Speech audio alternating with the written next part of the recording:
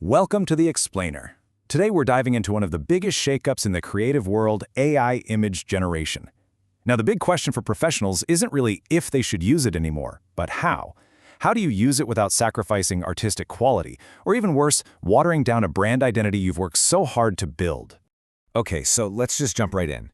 The promise of AI is, well, it's incredible. You can type in a super complex, really imaginative prompt, just like the one that made this very image, and bam, you get a result in seconds. For anyone in a creative field, that kind of speed is an absolute game changer. But then you look a little closer and you start to see the quirks, the unnatural smoothness, the distorted features, all those strange little artifacts that just scream, a machine made this. I mean, seriously, look at the thing in the middle. Is that a dog? A furry mop head? I'm not sure. And this, right here, is the central challenge we're going to unpack. How do we bridge that gap between AI's raw, sometimes weird output and a professional, polished final product? So first up, AI's creative revolution and the promise of speed, scale, and savings.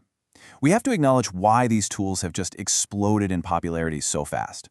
They offer some massive advantages that are totally reshaping how creative work gets done.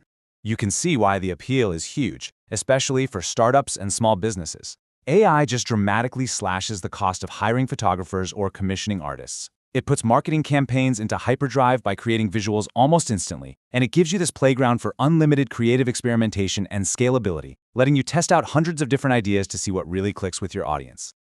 Okay, now for the other side of the coin, the hidden flaws. We're talking quality, originality, and risk, because beyond all that initial excitement, a lot of professionals are starting to hit some pretty serious roadblocks. That speed and savings, it can come with some hidden costs to your brand. And this is where the real tension is, right? This slide breaks it down perfectly. AI is fantastic at the what: speed, volume, cost-effectiveness. But it completely misses the why. That's where humans shine. We provide the nuance, the emotional depth, and the strategic thinking. See, an AI can generate an image, but a human designer understands why that specific image serves the brand's goals and actually connects with an audience. And these are not small problems. We're talking about images that just feel sterile, that fall right into that uncanny valley. That creepy feeling you get when something looks almost real, but not quite. It just makes people uneasy. There's also a huge risk of ending up with generic designs that look like 1,000 other things out there, which just weakens your unique brand. And that's not even touching the seriously tricky legal questions about copyright and who actually owns this stuff. So the human-AI partnership, the best of both worlds.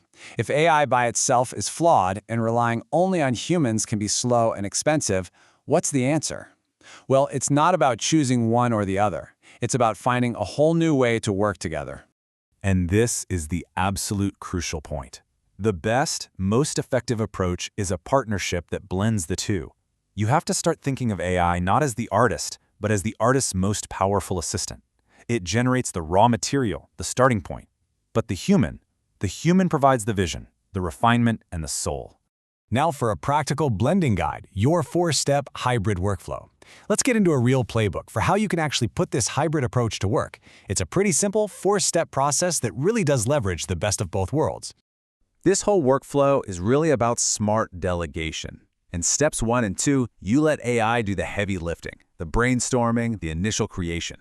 Then, for steps 3 and 4, the human designer swoops in to provide the essential value. They're the ones correcting the flaws, injecting real originality, making sure it aligns perfectly with your brand guidelines, and handling all that important technical and legal stuff to make sure it's safe to use. Tools like Generative Fill are a perfect example of this partnership in action. So a designer has this great vertical photo, but they need it for a horizontal website banner. In the old days, that meant hours of tedious, painstaking editing. Now, AI can extend that background in seconds. It's not replacing the designer, it's solving a really frustrating problem, which frees them up to focus on the bigger, more creative picture. So, what does all this mean for the future of creativity and this new creative workflow? Well, it suggests a pretty fundamental shift, not so much in what we create, but in how we create it. The key takeaway here, really, is that while AI is this incredible tool for efficiency, art and good branding are not assembly lines. The goal isn't just to be faster, it's to create work that connects with people on a real emotional level. And that connection, it comes from the slow, sometimes messy, and deeply personal process of human creation. That's something an algorithm just can't fake. Which leaves us with a final thought to chew on. Instead of seeing AI as this threat that's here to end creativity, what if we see it as a partner? Because if we embrace this new hybrid workflow, we might just be on the verge of an entirely new movement, an era of human-led, technology-assisted artistry that could push our creative boundaries further than ever before.